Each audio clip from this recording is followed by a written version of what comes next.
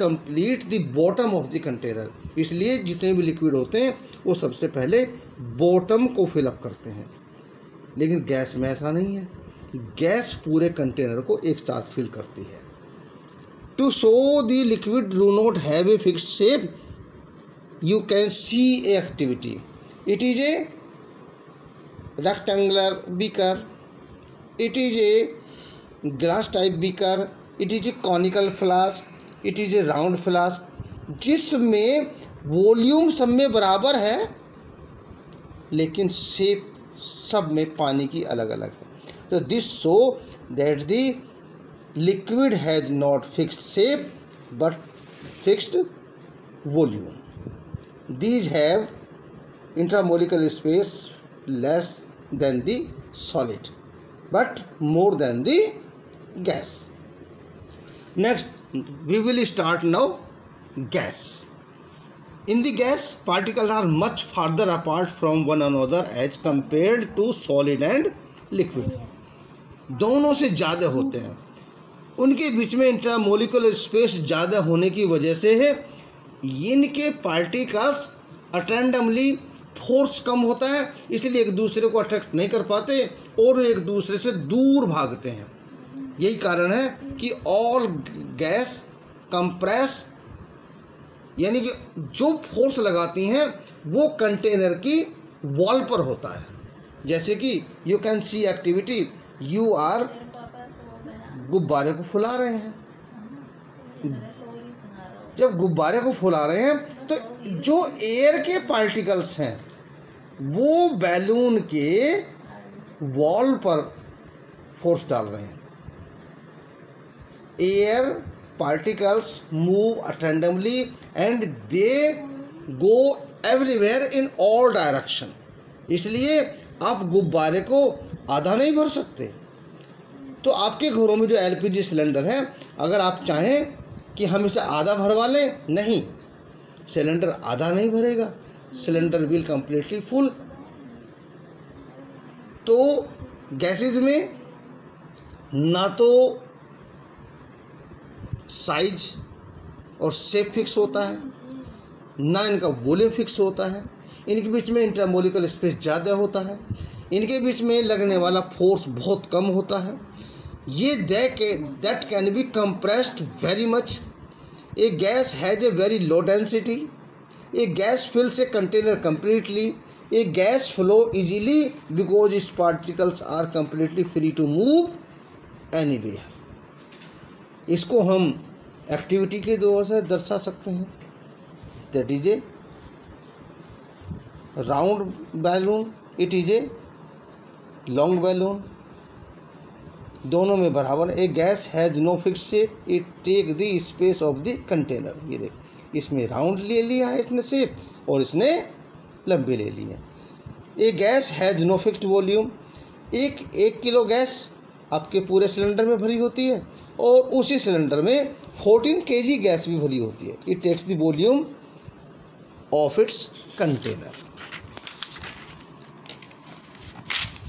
To show that the solid and liquid cannot be compressed, so you have seen the disposal syringe of a doctor in a clinic.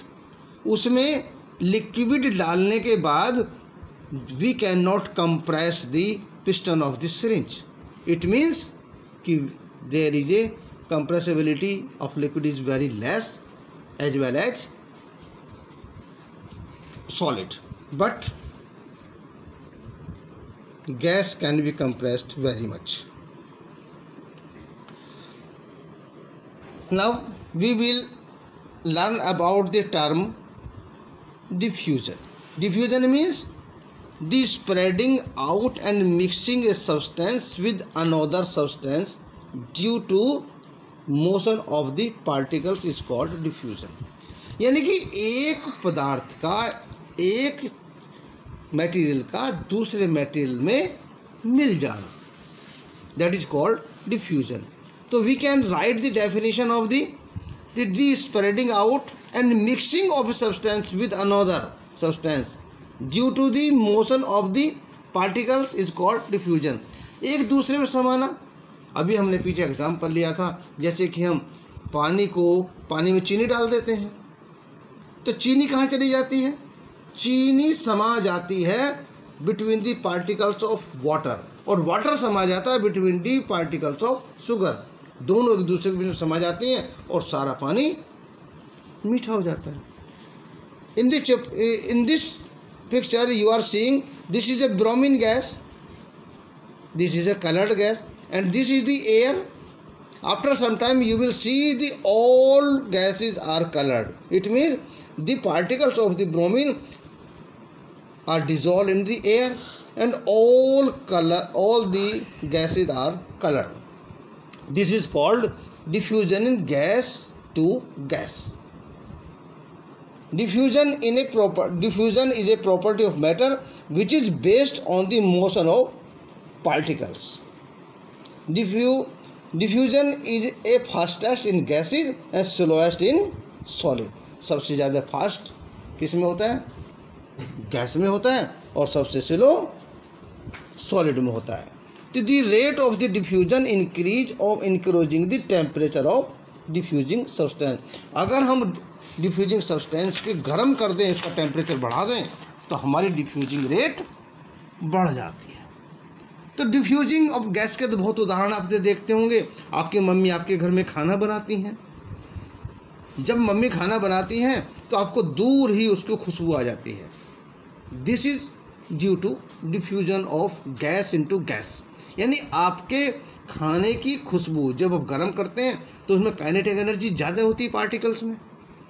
खाने में जब हम छोंकते हैं, उसको fry करते हैं, तो उसकी काइनेटिक एनर्जी और पार्टिकल्स वेरी हाई। वो काइनेटिक एनर्जी हवा के पार्टिकल्स के साथ मिलकर हम तक बहुत जल्दी पहुंच जाती है। लेकिन अगर वो खाना ठंडा है तो उस खाने की खुशबू हमारे तक नहीं पहुंचती। It means hot increase the rate of diffusion, heat increase the rate of diffusion. Secondly, you have an example of the agarbatti.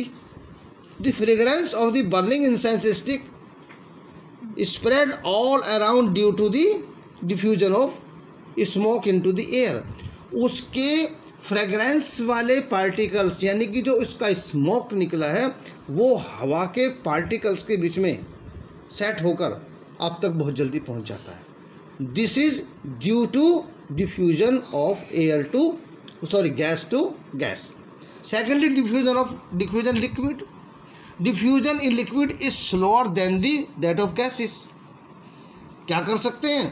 The spreading of purple color of the potassium permanganate into water on it due to diffusion of the potassium permanganate particles into water. अगर हम beaker में water लेकर उसमें एक कुछ छोटा सा piece of the KMnO4 डालें, पोटेशियम परमैंगनेट डालें, तो थोड़े समय के बाद सारा पानी नीला हो जाता है। Why? It is due to diffusion of solid into liquid. अगर हम अपने पानी में गिलास में थोड़ी हल्दी का पीस डाल दें तो हल्दी धीरे धीरे सारे पानी में घुल जाती है। It is due to diffusion of solid into liquid. Diffusion in solids is very slow process. हमने एक एग्जांपल आपको दिया था, the diffusion of the solid substance into another solid substance is so slow that many people think that diffusion does not take place in this solid at all. लेकिन आप देखो, अगर आपके बोर्ड पर चौक से कोई वस्तु लिखी जाए, कोई वर्ड लिखा जाए, कोई सेंटेंस लिखा जाए और उसको एक हफ्ते तक साफ ना किया जाए, तो एक हफ्ते बाद अगर हम उसे साफ करेंगे, we can not clean it clearly, क्योंकि जो चाक के पार्टिकल्स हैं वो डिफ्यूज हो गए बोर्ड के पार्टिकल्स के साथ, इसलिए उसको मिटाना थोड़ा कठिन होता है, धीरे धीरे बाद में मिटता है। तो it is diffusion of solid into solid. तो इसके बाद तो आप कुछ क्वेश्चंस के आंसर देने में सक्षम हो जाएंगे। You are able to answer the some questions, जैसे कि आपके सामने एक्सरसाइज है। What are the condition of the for something to be called matter. Matter किसे कहते हैं? मैटर के आप डेफिनेशन लिख सकते हैं। क्या इसमें क्या उसकी कंडीशन होनी चाहिए। Name the two process which provide the best evidence for the motion of particles in matter.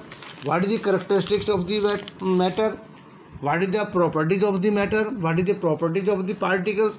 ये आप क्वेश्चंस दे सकते हैं। State the two characteristic properties each.